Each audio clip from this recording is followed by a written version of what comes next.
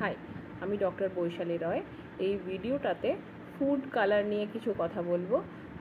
Food colour কিন্তু শরীরের পক্ষে খুব একটা ভালো নয়। এগুলোকে ফুডকে অ্যাট্রাকটিভ করার জন্য মিষ্টি ড্রিঙ্কস এইসবে আমরা দিয়ে থাকি, কিন্তু এগুলো কিন্তু সব মানুষকেই অ্যাফেক্ট করে, স্পেশালি বাচ্চাদের। হ্যাঁ, কেননা এই ফুডটা যেহেতু অ্যাট্রাকটিভ, সেহেতু বাচ্চারা এইগুলো বেশি পরিমাণে কনজিউম করে।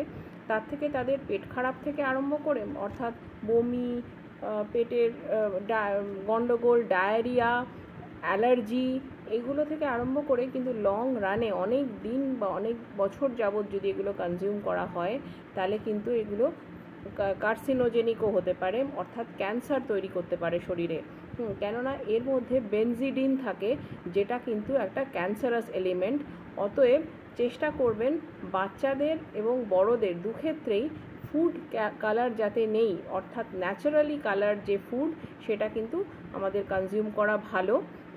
কেননা এর থেকে আমাদের লং রানে ক্যান্সারের মতন একটা সমস্যা শরীরে দেখা দিতে পারে। Thank you.